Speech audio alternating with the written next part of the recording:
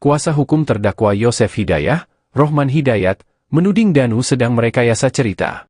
Rohman mengatakan itu terkait kesaksian Danu di persidangan di Pengadilan Negeri Subang, Kamis, 25 April 2024. Dalam persidangan yang berlangsung 7 jam, Ketua Majelis Hakim Ardi Wijayanto meminta Danu menceritakan kronologi peristiwa pembunuhan ibu dan anak di Jalan Cagak, Subang, Rabu, 18 Agustus 2021. Danu pun secara gamblang menjelaskan detail proses eksekusi terhadap korban Tuti Suhartini dan anaknya Amalia Mustika Ratu seperti yang disampaikan di dalam berita acara pemeriksaan. Rohman mengatakan tak ada yang aneh dengan yang disampaikan Danu di persidangan. Menurut Rohman, dalam keterangannya di persidangan, Danu masih bertahan dengan kebohongan dan rekayasa ceritanya seperti di dalam BAP. Cuma memang di luar dugaan, Danu menyampaikan dia mengalami kekerasan saat pemeriksaan yang dilakukan oleh penyidik di Polres Subang, kata Rohman, Jumat, 26 April 2024. Berdasarkan keterangan Danu di BAP dan persidangan, Rohman yakin Danu memberikan keterangan yang janggal dan banyak kebohongan. Danu hanya satu-satunya saksi yang melihat peristiwa tersebut, tak ada saksi lain yang melihat peristiwa tersebut. Selain itu banyak rangkaian peristiwa yang tidak runtut prosesnya seperti apa, ucap Rohman.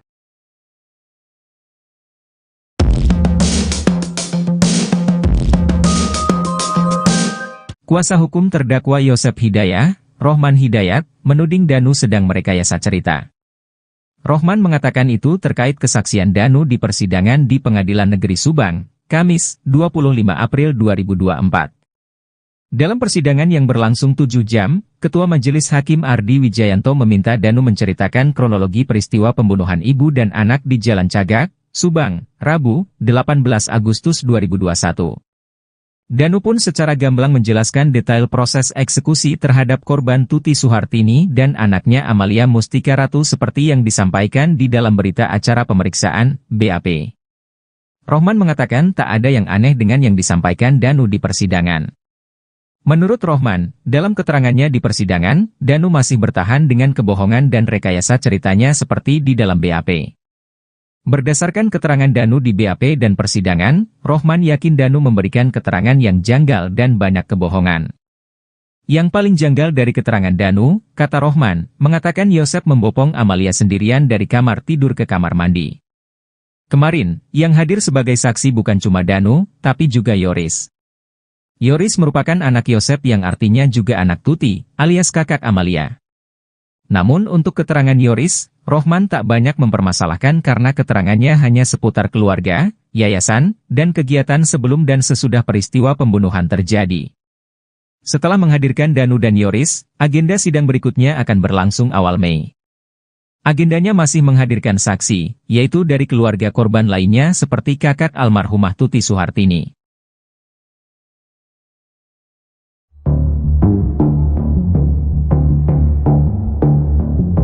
Muhammad Ramdhanu, terdakwa pembunuhan ibu dan anak di Subang membocorkan sosok polisi yang menghalanginya untuk jujur.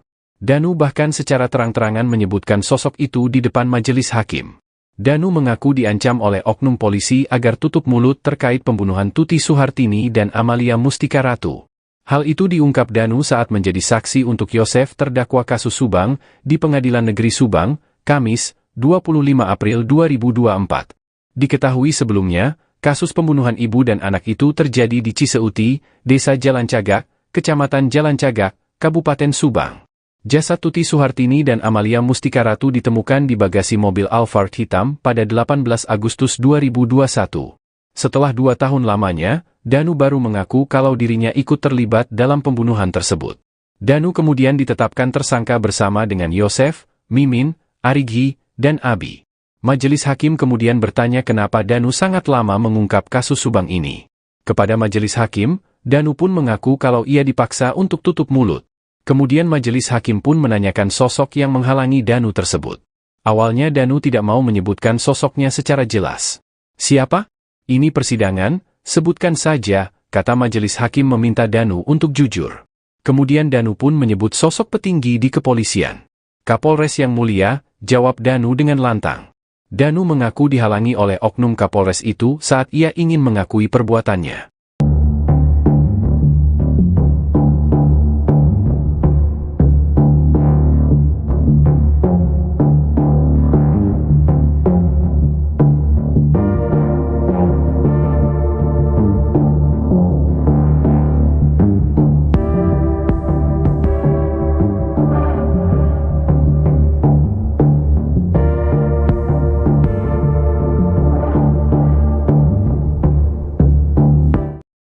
Kuasa hukum terdakwa Yosep Hidayah, Rohman Hidayat, menuding Danu sedang merekayasa cerita.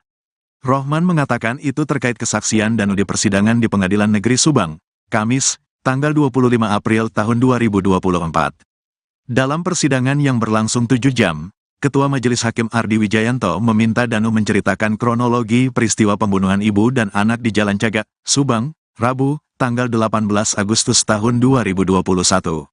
Danu pun secara gamblang menjelaskan detail proses eksekusi terhadap korban Tuti Suhartini dan anaknya Amalia Mustika Ratu seperti yang disampaikan di dalam berita acara pemeriksaan, BAP. Rohman mengatakan tak ada yang aneh dengan yang disampaikan Danu di persidangan. Menurut Rohman, dalam keterangannya di persidangan, Danu masih bertahan dengan kebohongan dan rekayasa ceritanya seperti di dalam BAP.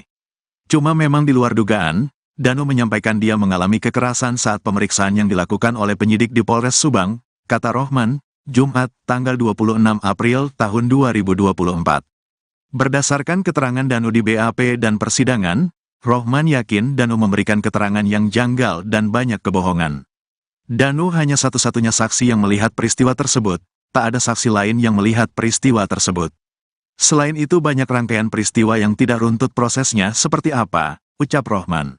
Yang paling janggal dari keterangan Danu, kata Rohman, mengatakan Yosep membopong Amalia sendirian dari kamar tidur ke kamar mandi.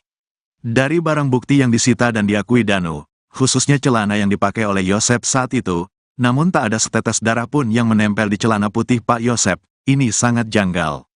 Apalagi Danu bilang Amalia, kepalanya dibenturkan ke dinding dipukul sama stick golf dan banyak mengeluarkan darah.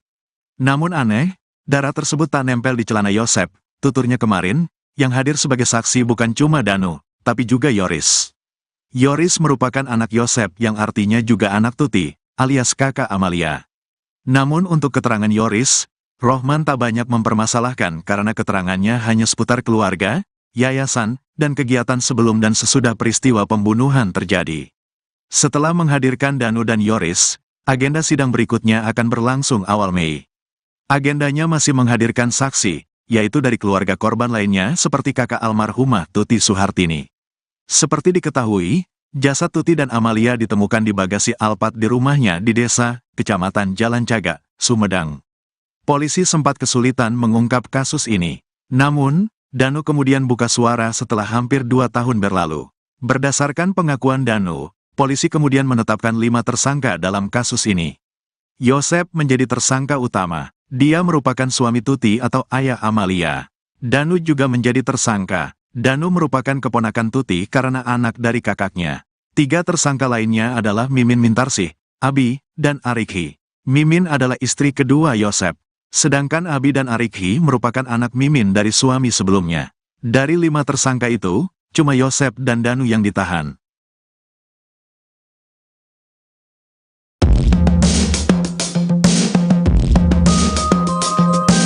Saksi kasus pembunuhan ibu dan anak di Subang, Yoris membongkar gelagat terdakwa Yosep Hidayat saat Tuti dan Amel tewas. Gelagat Yosep itu bahkan sempat membuat Yoris curiga kalau ayahnya pelaku kasus Subang. Sebab setelah Tuti Suhartini dan Amalia Mustika Ratu tewas, Yosep terlihat biasa saja. Hal itu diungkap Yoris saat menjadi saksi bagi Yosep di Pengadilan Negeri Subang, Kamis, 26 April 2024. Bahkan menurut Yoris, ayahnya itu tidak memperlihatkan raut wajah sedih saat pemakaman Tuti dan Amel. Pun saat keluarga menggelar tahlilan, Yosep juga tidak seperti seseorang yang kehilangan istri dan anaknya. Namun sikap Yosep itu langsung berubah 360 derajat saat berada di depan kamera wartawan. Diingatkan lagi, kasus Subang menewaskan Tuti dan Amel ini terjadi di Ciseuti, Desa Jalan Cagak, Kabupaten Subang. Jasad Tuti Suhartini dan Amalia Mustika Ratu ditemukan di dalam bagasi mobil Alphard pada 18 Agustus 2024. Polisi menetapkan 5 tersangka, yakni Yosep, Danu, Mimin, Arigi, dan Abi. Pada pernyataannya di Pen Subang, Yoris mengaku sejak awal sudah mencurigai para tersangka. Kecurigaan Yoris itu saat melihat gerak-gerik dan tingkah laku para tersangka. Yoris mengungkap, sikap ayahnya atau terdakwa Yosep itu sangat berbanding terbalik. Sikap Yosep sehari-hari berbeda 360 derajat dengan saat diwawancara oleh wartawan. Yoris pun menegaskan kalau kesedihan yang diperlihatkan Yosep di kamera hanya akting saja. Yoris pun meminta kepada majelis hakim agar sang ayah dihukum seberat-beratnya.